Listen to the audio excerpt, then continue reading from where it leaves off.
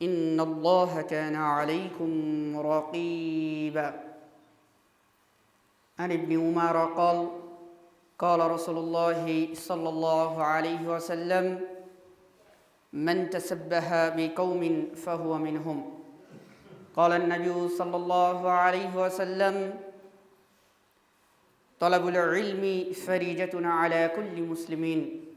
قال النبي صلى الله عليه وسلم من تشبه بقوم فهو منهم. সমস্ত প্রশংসা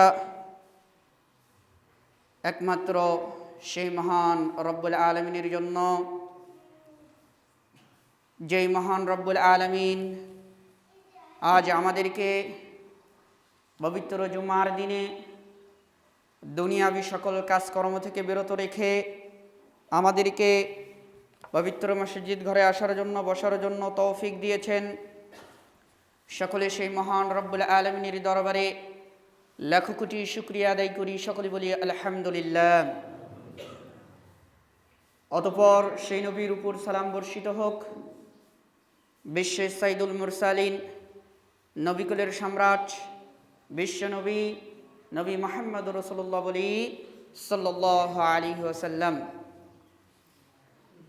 সম্মানিত উপস্থিতি, আমি খুতবার শুরুতেই রাসূল সাল্লাল্লাহু আলাইহি ওয়াসাল্লামের একটি হাদিস বলেছি। আজকের আলোচনার বিষয় ইলমে দ্বীনের গুরুত্ব ও যুব সমাজের অধঃপতন। আমি পূর্বেই যে হাদিসটি বলেছি, রাসূল সাল্লাল্লাহু আলাইহি ওয়াসাল্লাম বলছেন,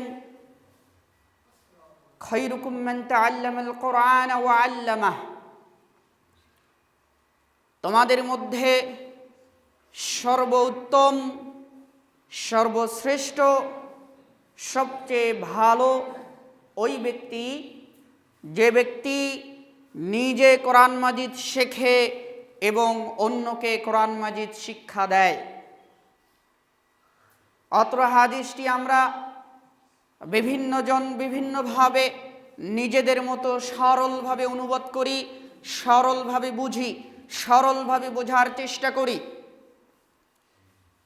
হাদিসের মূল কথা যেটি, সেটি সরলভাবে বললে এইভাবে বলা যায়, যে ব্যক্তি কোরআন হাদিস পড়ে, যে ব্যক্তি নিজে কোরআন হাদিস শেখে এবং অন্যকে কোরআন হাদিস শিক্ষা দেয়, অন্যকে কোরআন হাদিস শিখায়, সেই হচ্ছে সর্বোত্তম, সেই হচ্ছে সবচেয়ে ভালো।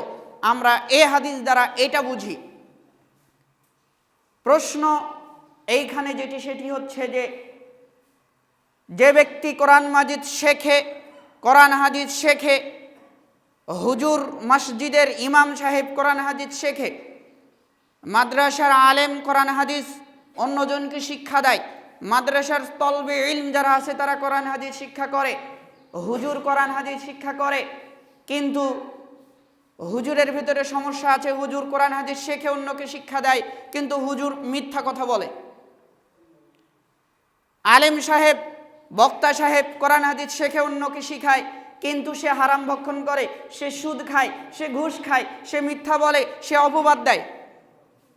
তাহলে এ হাদিস দ্বারা কি বোঝা যাচ্ছে যে সেই ব্যক্তি উত্তম ব্যক্তি?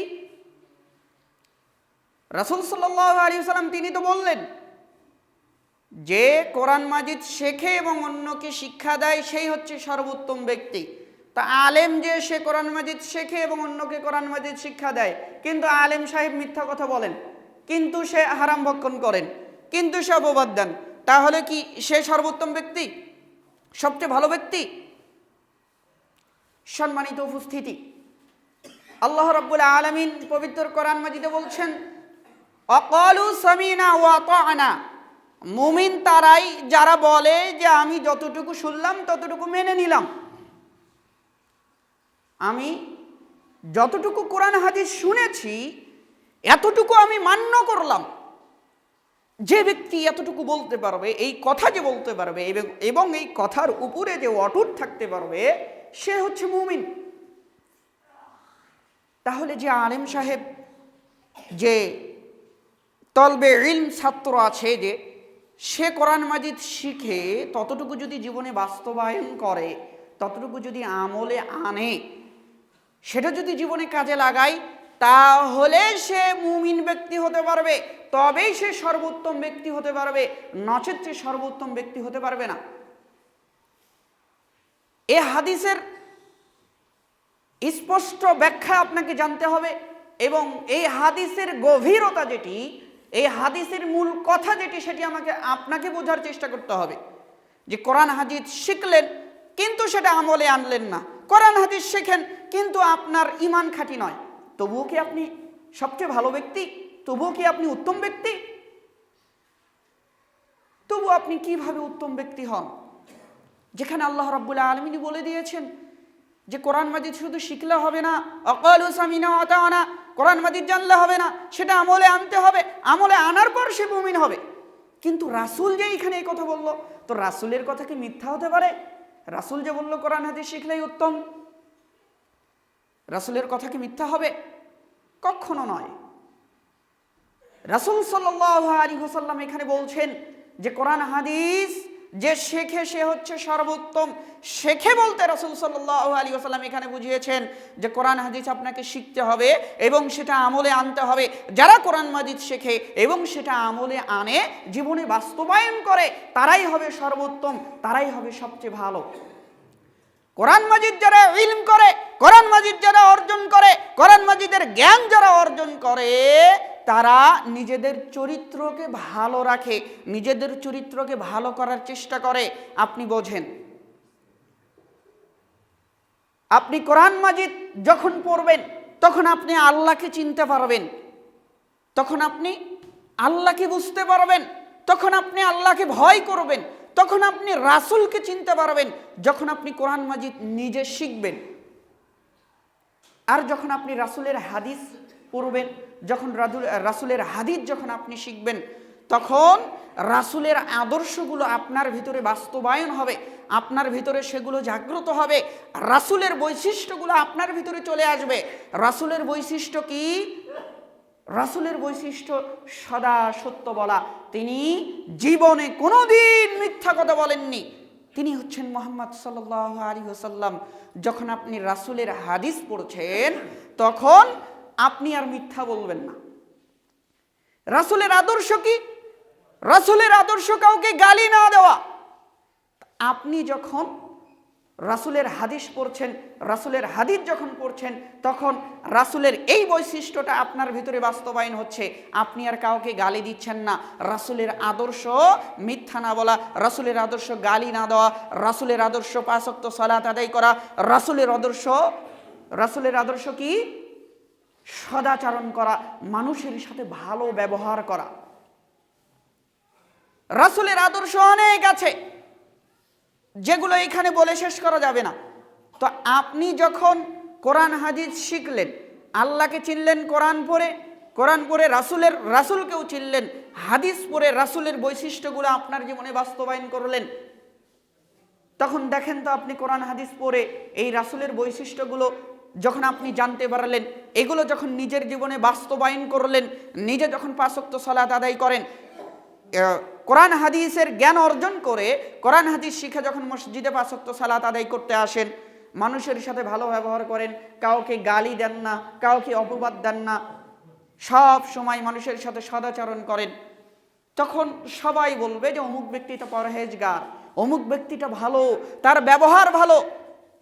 এইভাবে কোরআন হাদিস শিখে শিখে একজন মানুষ নিজেকে উত্তম মানুষ হিসেবে গঠিত করতে পারবে, উত্তম মানুষ হিসেবে গড়ে তুলতে পারবে, রাসূলের আদর্শে আদর্শবান হতে পারবে।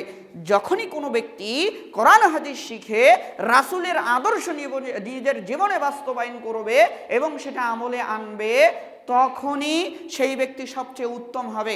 এই কারণে আল্লাহ রাসূল সাল্লাল্লাহু আলাইহি ওয়াসাল্লাম এই হাদিসটিতে বলেছেন, খায়রুকুম মান তাআল্লামাল কোরআন ওয়া আল্লামা, তোমাদের মধ্যে সর্বোত্তম, তোমাদের মধ্যে সর্বশ্রেষ্ঠ, তোমাদের মধ্যে সর্বশ্রেষ্ঠ, তোমাদের মধ্যে সবচেয়ে ভালো ওই ব্যক্তি যে ব্যক্তি কোরআন হাদিস শেখে এবং অন্যকে শেখায়। এই হাদিসের ব্যাখ্যা এটা। এই হাদিস আপনাকে গভীরভাবে বুঝতে হবে। যখন আপনি সরলভাবে অনুবাদ করলেন, যে আমি আলেম ব্যক্তি, আমি কোরআন হাদিস শিখে আমি অন্যকে শেখাই, আমি সর্বোত্তম ব্যক্তি, আমি সবচেয়ে ভালো ব্যক্তি, নিজের ভিতরে অহংকার আনা যাবে না, নিজেকে সেটা জীবনে বাস্তবায়ন করতে হবে। রাসূলের আদর্শকে কঠোরভাবে আঁকড়ে ধরতে হবে, আল্লাহকে কঠোরভাবে ভয় করতে হবে, আল্লাহকে মান্য করতে হবে, রাসূলকে মান্য করতে হবে। রাসূল এবং আল্লাহকে যদি সঠিকভাবে নিজের জীবনে বাস্তবায়ন করতে পারেন, নিজের জীবনে রাসূলের আদর্শ যদি বাস্তবায়ন করতে পারেন, আল্লাহকে যদি সঠিকভাবে মান্য করতে পারেন, তবেই আপনি জান্নাতের আশা করতে পারবেন। নচেত আপনার আমল ঈমান কোনো কিছু কাজে আসবে না। এটা প্রত্যেকটা মুসলিম যারা আছি আমরা, আমাদের জীবনে প্রত্যেককে নিজের জীবনে রাসূলের আদর্শ বাস্তবায়ন করতে হবে, রাসূলের শিক্ষা নিজের জীবনে বাস্তবায়ন করতে হবে। রাসূল যেভাবে আমাদেরকে শিক্ষা দিয়েছেন সেটি আমাদেরকে বাস্তবায়ন করতে হবে। আজ দেখেন সমাজের অধঃপতন কত দূরে চলে গিয়েছে, আজ সমাজ কতটা নষ্ট হয়ে গিয়েছে। আপনি চিন্তা করে দেখেন যে আপনি কথা বলছেন, সারাদিনে কতগুলো মিথ্যা কথা বলছেন তার হিসাব নেই। আপনি কথা বলছেন, সারাদিনে কতগুলো মিথ্যা কথা বলছেন হিসাব নেই। আমার যুবক ভাইয়েরা যারা আছে, যারা একটু মুরব্বীর মতো আছে, মুরব্বীদের কথা বাদই দিলাম, যারা যুবক ভাইয়েরা আছে, কথায় কথায় মানুষকে গালি দিচ্ছে, কথায় কথায় মানুষকে অপবাদ দিচ্ছে। তো সমাজের অবস্থা আজ আমাদের কোথায়? প্রত্যেকটা যুবকের হাতে মোবাইল সেট আছে, আপনি নিয়ে দেখেন তারা সব সময় ওই যে গেম খেলে, বিভিন্ন গেমে তারা আসক্ত, তারা মদ জুয়ায় আসক্ত, তারা গান বাজনায় আসক্ত। সমাজের অধঃপতন আজ কোথায় চলে গিয়েছে? এটার একমাত্র কারণ যেটি, সেটি হচ্ছে যে নিজে কোরআন হাদিস না শেখা এবং সেটার জীবনে বাস্তবায়ন না করা, রাসূলের আদর্শ নিজের জীবনে বাস্তবায়ন না করা। সম্মানিত উপস্থিতি, কোরআন হাদিস যে শেখে সেই হচ্ছে সর্বোত্তম। রাসূল সাল্লাল্লাহু আলাইহি ওয়াসাল্লাম বলছেন, তলাবুল ইলমি ফরিজাতুন আলা কুল্লি মুসলিমিন। ইলম দ্বীন তলব করা প্রত্যেক মুসলমানের উপর ফরজ, প্রত্যেকটা ব্যক্তির উপরে। যে ব্যক্তি মুসলমান তাকে কোরআন হাদিস শিখতে হবে, তার জন্য কোরআন হাদিস শেখা ফরজ। যেভাবে ফজরের 2 রাকাত সালাত ফরজ, জোহরের 4 রাকাত ফরজ, আসরের 4 রাকাত ফরজ, মাগরিবের 3 রাকাত ফরজ, এশার 4 রাকাত ফরজ, এই ফরজ সালাতগুলো আপনাকে আদায় করতেই হবে। সালাত যদি আপনি আদায় না করেন তাহলে আপনি জান্নাতে যেতে পারবেন না। যেভাবে সালাত আপনার জন্য আদায় করা আপনার জন্য ফরজ, তেমনি ভাবে আপনাকে কোরআন হাদিস শিখা ফরজ। আমরা ফরজ বলতে জানি যে হজ করা ফরজ, টাকা পয়সা হলে হজ করতে হবে, হজ করা ফরজ, আমরা এটা জানি। যাকাত দেওয়া ফরজ, অর্থ সম্পদ হলে যাকাত দিতে হবে, এটা আমরা জানি। বিবাহ করা ফরজ, আমরা জানি। কিন্তু যুবক ভাই, তুমি যে বলছো বিবাহ করা ফরজ, তোমার উপরে যে কোরআন হাদিস শিক্ষা করা ফরজ ছিল, তুমি কি কোরআন হাদিস শেখো? তুমি কি কোরআন হাদিস শেখার চেষ্টা করো? মুরব্বী, আজ আপনার যে অবস্থা হয়েছে, আমি আপনাকে অপমান করছি না, আমি আপনাকে ছোট করছি না, আমি বাস্তবতা তুলে ধরছি, মনে কষ্ট নেবেন না। এগুলো বাস্তব কথা। আপনি দেখেন আপনার বয়স 40-50 বছর হয়ে গিয়েছে, আপনি সঠিকভাবে সালাত আদায় করতে পারেন না, সূরা ফাতিহা তিলাওয়াত করতে পারেন না। এটা কষ্টকর, দুর্ভাগ্যজনক। আজ জীবনের শেষ পর্যায়ে এসে আপনি নিজে সঠিকভাবে সালাত আদায় করতে পারছেন না, নিজে কোরআন তেলাওয়াত করতে পারছেন না। এর মূল কারণটা কি? এর মূল কারণ আপনার উপরে কোরআন হাদিস শিক্ষা করা ফরজ ছিল। রাসূল সাল্লাল্লাহু আলাইহি সাল্লাম বলেছেন যে কোরআন হাদিস শেখা ফরজ। আপনার যখন শিখার বয়স ছিল তখন আপনি ফরজ ইবাদতটা পালন করেননি, যে কারণে আজ এই অবস্থা। এখন এমন হয়ে গিয়েছে, স্মৃতিশক্তি আপনার কমে গিয়েছে, চোখে কম দেখেন, কোরআন হাদিস শেখার আর কোনো বুদ্ধি নেই, আর কোনো উপায় নেই। এখন এইভাবেই ভাঙ্গাচুরাভাবে আপনাকে ইবাদত করতে হয়। এর মূল কারণ আপনি নিজে কোরআন হাদিস শিখছেন না, নিজের জীবনে কোরআন হাদিস বাস্তবায়ন করছেন না। আজ সমাজের প্রত্যেকটা কাজে শিরক যুক্ত হয়ে আছে। প্রত্যেকটা কাজে মানুষের শিরক করছে মানুষেরা, বেদাত করছে মানুষেরা। এর মূল কারণ কি? সমাজে যে অশ্লীলতা ছড়িয়ে আছে, যুবক ভাইয়েরা যে গান বাজনা মদ জুয়ানে মত্ত আছে, যে গেম নিয়ে মত্ত আছে, এর মূল কারণ কি? এর মূল কারণটা হচ্ছে শিক্ষা। আপনার সন্তানকে আপনি কোরআন হাদিস শিক্ষা দেননি, আপনি নিজে কোরআন হাদিস শেখেননি, এই জন্য আপনি পর্দার শাস্তি আপনি জানেন না, পর্দার ব্যাপার আপনি জানেন না, পর্দা কি সেটা আপনি বোঝেন না। এই জন্য আপনার স্ত্রী উলঙ্গ হয়ে বাজারে ঘুরে বেড়ায়, আপনার মেয়ে উলঙ্গ হয়ে বাজারে ঘুরে বেড়ায়, আপনার সন্তানকে আপনি বিবাহ দিচ্ছেন যৌতুক নিয়ে, আপনার সন্তান ৫ ওয়াক্ত সালাত আদায় করে না, আপনি ৫ ওয়াক্ত সালাত আদায় করেন না, আপনি সিগারেট খান, আপনার সন্তান সিগারেট খায়। এটার মূল কারণ সেটি হচ্ছে কি, যে আপনি যদি কোরআন হাদিস শিক্ষা করতেন তাহলে আপনি আল্লাহকে চিনতেন, রাসূলকে চিনতেন। কোরআন হাদিস আপনার ভিতরে থাকার কারণে আপনার ভিতরে গায়রত জাগ্রত হতো, আপনি জাহান্নামকে ভয় করতেন, আপনি জান্নাতকে চিনতেন।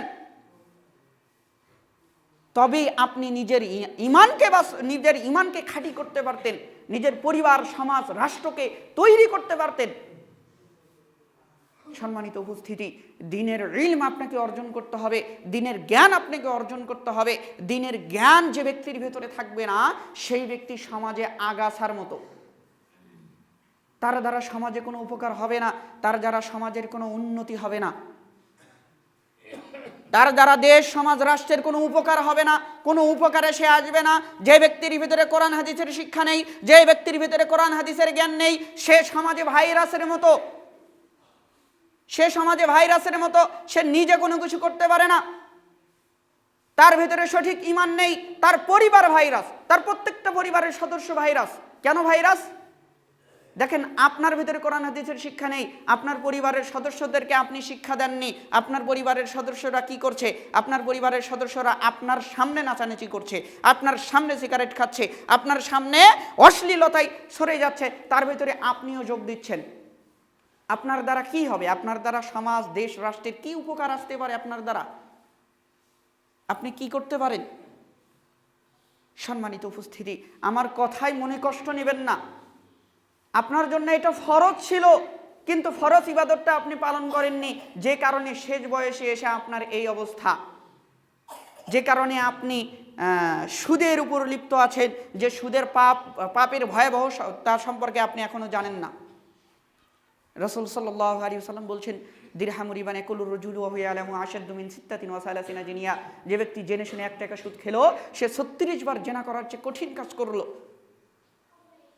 আপনি এই হাদিসগুলো জানেন না, যে কারণে সুদকে আপনি ভয় পান না, যে কারণে ঘুষকে আপনি ভয় পান না, যে কারণে বিড়ি সিগারেট নেশাদার দ্রব্যকে আপনি ভয় পান না।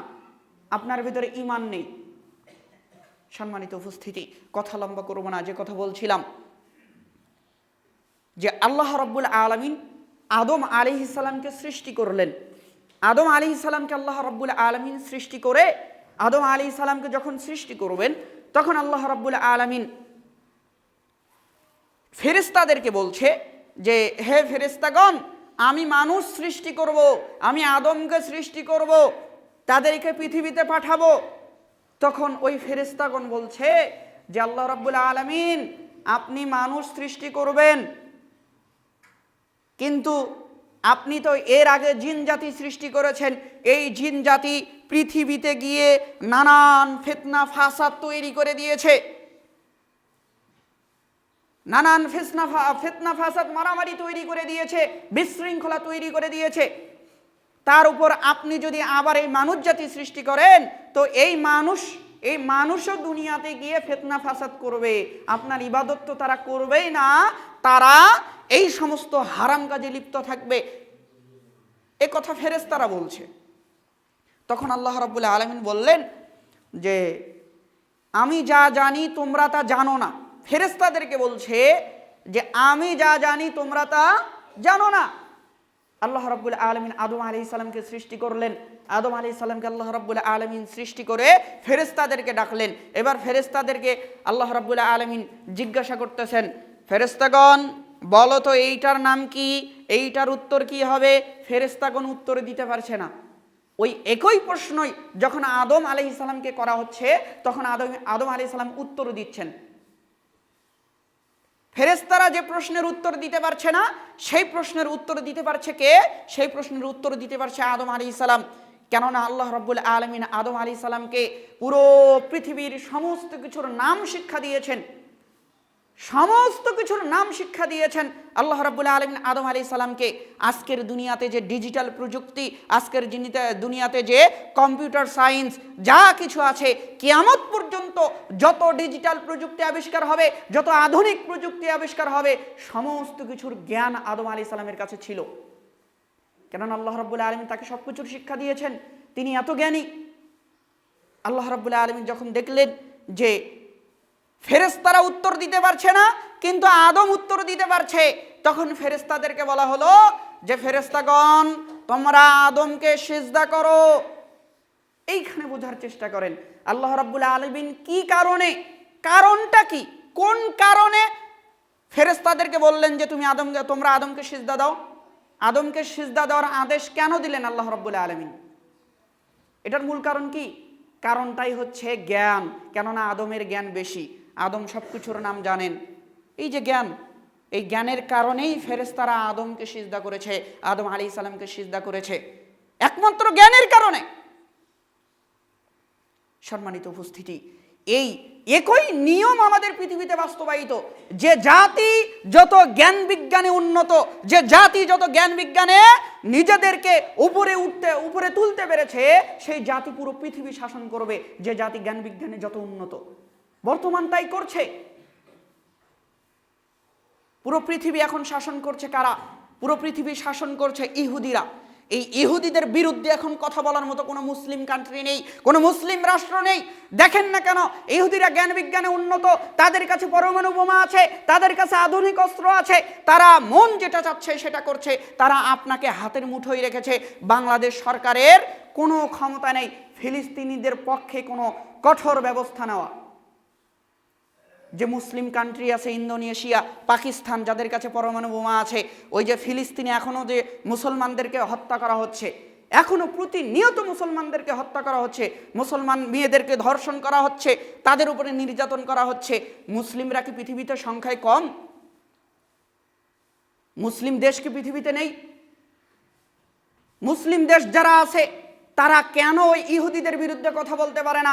ইহুদিদের বিরুদ্ধে কেন ব্যবস্থা নিতে পারে না? আজকে যদি পাকিস্তান বলে যে ফিলিস্তিনের একটা ব্যক্তির উপরে যদি হামলা করা হয়, ফিলিস্তিনের একটা মুসলমানকে যদি হত্যা করা হয়, আজ পাকিস্তান থেকে পরমাণু বোমা ইসরায়েলে নিক্ষেপ করা হবে। ইসরায়েল ছোট্ট একটি দেশ, বাংলাদেশের চেয়েও ছোট, ওই দেশকে উড়িয়ে দেওয়া হবে। পাকিস্তানের বলার এই ক্ষমতা আছে? নেই, পারবে না। মুসলিম দেশ তবুও পারবে না, ইন্দোনেশিয়া মুসলিম দেশ তবুও পারবে না, সৌদি আরব মুসলিম দেশ তবুও পারবে না। এর মূল কারণ কি? এর কারণ ইহুদিরা জ্ঞান বিজ্ঞানে উন্নত, ইহুদিদের কাছে অস্ত্র আছে, ইহুদিরা পৃথিবী শাসন করছে, তাদের হাতে পুরো পৃথিবীর ক্ষমতা আছে। একটাই মাত্র মূল কারণ, যে তারা জ্ঞান অর্জন করেছে। আজ আমাদের সমাজের, আমাদের দেশের, আমাদের গ্রামের যে সমস্ত যুবকরা আছে, তারা সব সময় ফুটবল টুর্নামেন্ট, ক্রিকেট টুর্নামেন্ট, ওই যে বিভিন্ন দেশের আন্তর্জাতিক খেলা, এগুলো নিয়ে মাতিয়ে আছে, এগুলো নিয়ে ব্যস্ত আছে। আপনি দেখেন না কেন ইসরায়েলের কোনো ক্রিকেট দল নেই, ইসরায়েলের কোনো ফুটবল দল নেই, ইসরায়েলের কোনো বিশ্ববিদ্যালয়ে এই সমস্ত খেলাধুলার আয়োজন করা হয় না। ইসরায়েলের ওই ইহুদিদের কোনো সন্তান নেশায় আক্রান্ত নয়। ইসরায়েলের কোনো শিশুকে তারা বিদ্যালয় ছাড়া অন্য কোনো জায়গায় যেতে দেয় না। ইসরায়েলের যে ইহুদি সন্তান আছে, এদের হাতে মোবাইল ফোন আছে, লক্ষ লক্ষ টাকা দামের মোবাইল ফোন আছে, তাদের কাছে আইফোন আছে, কিন্তু তারা গেম খেলে না। তারা সব সময় জ্ঞান বিজ্ঞান নিয়ে ব্যস্ত আছে, সব সময় কিভাবে তারা ব্যস্ত। তারা আমাদের সমাজের এই সমস্ত ভাইরাসে আক্রান্ত যুবকদের মতো, এই সমস্ত আগাছা যুবকদের মতো তারা সময় নষ্ট করে না, তারা খেলাধুলা নিয়ে সময় নষ্ট করে না, তারা ঢাকা বিশ্ববিদ্যালয়ের মতো ছাত্রদের মতো ওই যে বড় পর্দায় আন্তর্জাতিক টুর্নামেন্ট দেখবে এই রকম খেলাধুলার আয়োজন তারা করে না। তারা সব সময় জ্ঞান বিজ্ঞান নিয়ে ব্যস্ত আছে, যে কারণে আজ তারা এত উন্নত। সম্মানিত উপস্থিতি, এই জন্যই যাদের জ্ঞান বেশি হবে তারা সবাইকে শাসন করবে, যাদের জ্ঞান বেশি হবে তাদের হাতে ক্ষমতা থাকবে। এজন্যই আল্লাহ রাব্বুল আলামিন সেদিন ফেরেশতাদেরকে বলেছিলেন, ফেরেশতাগণ তোমরা আদমকে সিজদা করো। আদমকে সিজদা করার মূল কারণ এটি, তার মূল কারণ হচ্ছে জ্ঞান। যুবক ভাই, এই যে সামনে 16 ডিসেম্বর আসতেছে, তুমি সারা রাত নাচানাচি করবা, তোমার বাপ কিছু বলবে না, তোমার বাপের ক্ষমতা নেই তোমাকে আটকানো, কেননা তোমার বাপের গায়রত নেই, তোমার বাপের ভেতরে জ্ঞান নেই, তোমার বাপের ঈমান নেই। তোমার বাপ যদি তোমাকে আটকায় তো তোমার বাপের উপর মাথা মেরে তোমার বাপকে গালি দিয়ে তুমি ওইখানে আড্ডা মারতে যাবা, নাচ গান করতে যাবা, তোমার বাপও তোমাকে আটকাতে পারবে না। তোমার বাপ সেই শিক্ষা তো তোমাকে দেয়নি। সম্মানিত উপস্থিতি, আমার কথায় কষ্ট নিয়েন না। আপনি দেখেন আপনার সন্তানকে আপনি আটকাতে পারবেন কিনা। দেখেন, আপনি নিজে একটু চিন্তা করে দেখেন যে 16 ডিসেম্বর আসতেছে, এই বিজয় দিবস, মুসলমানদের কোনো দিবস নেই। এই বিজয় দিবস, 31 নাইট, তারপরে 14ই ফেব্রুয়ারি ভালোবাসা দিবস, এই সমস্ত জায়গায় যে যুবক ভাইয়েরা যাচ্ছে, তাদের বাপ কি বেঁচে নেই? তাদের বাপ বেঁচে আছে। বাপ যদি কয়, বাপ যদি বলে যে ওই জায়গায় যাওয়া হবে না, বাপকে বলে যে তুমি কে আমাকে আটকানোর, আমার নিজের স্বাধীনতা নেই? তা আপনার সন্তান আপনার উপর দিয়ে এই কথা বলার সাহস কোথায় পেল? এই কথা বলার ক্ষমতা তার কোথায় হলো? আপনি দিয়েছেন। আপনার সন্তানকে এই সাহস আপনি দিয়েছেন। আপনার সন্তানকে আপনি গড়ে তুলতে পারেননি, আপনার সন্তানকে রাসূলের আদর্শে গড়ে তুলতে পারেননি, আপনার সন্তানকে আপনি আল্লাহকে চিনাতে পারেননি, আপনার সন্তানকে আপনি সালাত ধরাতে পারেননি। আপনার সন্তান নষ্ট হয়ে গিয়েছে, যার মূল কারণ হচ্ছেন আপনি। আপনার সন্তানকে মোবাইল ফোন কিনে দিয়েছেন, সারাদিন সে ফ্রি ফায়ার নিয়ে ব্যস্ত, সারাদিন সে গেমিং নিয়ে ব্যস্ত, গেম খেলছে, কারো কথা শুনছে না। এরা সমাজের ভাইরাস। মুসলমানদের কোনো দিবস নেই, সেটা যে দিবসই হোক না কেন। কোনো ভালোবাসা দিবস নেই, কোনো 31 নাইট নেই, কোনো বিজয় দিবস নেই মুসলমানদের। মুসলমানদের আনন্দের দিন কয়টা? মুসলমানদের আনন্দের দিন 2টা, ঈদুল ফিতর, ঈদুল আজহা। এছাড়া মুসলমানদের আনন্দ করার জন্য আর কোনো দিন নেই। যে দিনে মুসলমানের সন্তান আনন্দ করতে পারে, যে দিনে মুসলমানের সন্তান ফুর্তি করতে পারে, কোনো দিন নেই। আপনাকে আনন্দ উৎসব করার জন্য 2টি দিন দেওয়া হয়েছে। সম্মানিত যুবক ভাই, রাসূল সাল্লাল্লাহু আলাইহি ওয়াসাল্লাম বলছেন, আন ইবনে উমর ক্বাল ক্বাল রাসূলুল্লাহ সাল্লাল্লাহু আলাইহি ওয়াসাল্লাম, মান তাসাব্বাহা বিকৌমিন ফাহুয়া মিনহুম। ইবনে ওমর রাদিয়াল্লাহু আনহু হতে বর্ণিত, তিনি বলেন, রাসূল সাল্লাল্লাহু আলাইহি ওয়াসাল্লাম বলছেন, যে ব্যক্তি কোন সম্প্রদায়ের সাদৃশ্য গ্রহণ করবে সে তাদের অন্তর্ভুক্ত হবে। এ কথা রাসূল সাল্লাল্লাহু আলাইহি ওয়াসাল্লাম বলছেন। আপনি দেখেন যে আপনি কোন সম্প্রদায়ের সাদৃশ্য গ্রহণ করছেন কিনা। দিবস পালন করা কাদের বৈশিষ্ট্য? এই ভালোবাসা দিবস পালন করা খ্রিস্টানদের বৈশিষ্ট্য, এটা খ্রিস্টানদের নীতি। যুবক ভাই, তুমি যখন ভালোবাসা দিবস পালন করবা, তুমি খ্রিস্টান হয়ে যাবা। যে ব্যক্তি বিজয় দিবস পালন করবে, এই বিজয় দিবস পালন করবে হিন্দুরা, মুসলমানদের কোনো দিবস নেই। এই বিজয় দিবস পালন করবে খ্রিস্টানরা, মুসলমানদের কোনো দিবস নেই। এই বিজয় দিবস পালন করবে বৌদ্ধরা, মুসলমানদের কোনো দিবস নেই। যুবক ভাই, তুমি মাথার চুল কেটেছ ইহুদিদের মতো, 2 পাশে কাটা, এই যে মাথার উপরে চুল রাখা আছে। যুবক ভাই, তুমি টাকনুর নিচে কাপড় পরো। যুবক ভাই, তুমি যে পোশাক পরেছ সেই পোশাক ইহুদিদেরকে এ করে, ওই যে তুমি যে গেঞ্জি পরেছ আর্জেন্টিনা, ব্রাজিল, এই সমস্ত কিছু হচ্ছে ইহুদিদের সাথে সাদৃশ্য। রাসূল সাল্লাল্লাহু আলাইহি ওয়াসাল্লাম চূড়ান্তভাবে ঘোষণা দিচ্ছেন যে তুমি তাদের অন্তর্ভুক্ত হয়ে যাবে, তুমি তাদের অন্তর্ভুক্ত হয়ে গিয়েছো। তুমি তাদের সাদৃশ্য গ্রহণ করেছো মানে তাদের অন্তর্ভুক্ত হয়ে গিয়েছো। আপনি যদি ইহুদিদের সাদৃশ্য গ্রহণ করেন তাহলে আপনি ইহুদি হয়ে যাবেন। আপনি যদি হিন্দুদের সাদৃশ্য গ্রহণ করেন আপনি হিন্দু হয়ে যাবেন। আপনি যদি বৌদ্ধদের সাদৃশ্য গ্রহণ করেন আপনি বৌদ্ধ হয়ে যাবেন। যুবক ভাই, তুমি ইহুদিদের মতো চুল কেটেছ, তুমি যে মেসির মতো চুল কেটেছ, ওই মেসি হচ্ছে ইহুদি, ওই মেসি হচ্ছে খ্রিস্টান, তুমি খ্রিস্টান হয়ে গিয়েছো। তোমাকে কালেমা পড়তে হবে, পুনরায় কালেমা পড়ে মুসলমান হতে হবে। তবে এইখানে একটি কথা, সেটি হচ্ছে যে রাসূল সাল্লাল্লাহু আলাইহি ওয়াসাল্লাম এই হাদিসটি বলেছেন কিয়ামতের দিনকে উদ্দেশ্য করে, যে কোনো ব্যক্তি যদি বিধর্মীদের সাদৃশ্য গ্রহণ করে সে তাদের অন্তর্ভুক্ত হবে। মানে যুবক ভাই, তুমি হিন্দুদের দুর্গাপূজায় যাও, তাদের নাচানাচি দেখো, তাদের মেলায় যাও। মুসলমান আপনি হিন্দুদের মেলায় যান, তো আপনাকে কিয়ামতের মাঠে হিন্দুদের সাথে তোলা হবে। কার সাথে আপনাকে কিয়ামতের মাঠে তোলা হবে? হিন্দুদের সাথে আপনার বিচার করার জন্য তোলা হবে। এবং সেই দিন হিন্দুদের কপালে যে ফয়সালা আছে, হিন্দুদের কপালে ফয়সালা কি? জাহান্নাম। এই যে হিন্দু, খ্রিস্টান, বৌদ্ধ, এরা ডাইরেক্ট জাহান্নামে, এরা জাহান্নামে যাবে। এরা যত আমলি করুক না কেন, যত ভালো কাজই করুক না কেন, এরা জাহান্নামে যাবে। তো তাদের কপালে আছে জাহান্নাম, তেমনি ভাবে তোমার কপালে আছে জাহান্নাম। জাহান্নামে যেতেই হবে। সম্মানিত উপস্থিতি, যে ইহুদিরা বলছে যে এখানে বিরাট করতে হবে, যে ইতিহাস নিয়ে আসতে হবে। আমি সংক্ষেপে বলি যে এই ইহুদিরা কারা। আমাদের যুবক ভাইদেরকে এই ইহুদিদেরকে চিনতে হবে। ইব্রাহিম আলাইহিস সালাম তার দুইজন স্ত্রী সারা, প্রথম স্ত্রী সারা, দ্বিতীয় স্ত্রী হচ্ছে ইসমাইল। এই দ্বিতীয় স্ত্রী হচ্ছে ইব্রাহিম আলাইহিস সালামের দ্বিতীয় পুত্র হাজেরার সন্তান হচ্ছে ইসমাইল। এই ইসমাইল আলাইহিস সালামের বংশে আল্লাহ রাব্বুল আলামিন ইসমাইলের পরে আর নবী দিচ্ছেন না, তার বংশে নবী ফাঁকা রেখেছেন। একেবারে শেষ পর্যায়ে গিয়ে আল্লাহ রাব্বুল আলামিন ইসমাইলের বংশে নবী দিলেন মুহাম্মদ সাল্লাল্লাহু আলাইহি ওয়াসাল্লামকে। এই যে দীর্ঘ একটা ফাঁকা সময়, এই সময় ইসমাইলের বংশে আর নবী দিচ্ছেন না। এই সময় নবী দিচ্ছেন কাদের মাঝে? এই সময় আল্লাহ রাব্বুল আলামিন নবী দিচ্ছেন ইব্রাহিম আলাইহিস সালামের প্রথম স্ত্রী সারা, সারার সন্তান ইসহাক। এই ইসহাকের বংশে আল্লাহ রাব্বুল আলামিন নবী দিচ্ছেন।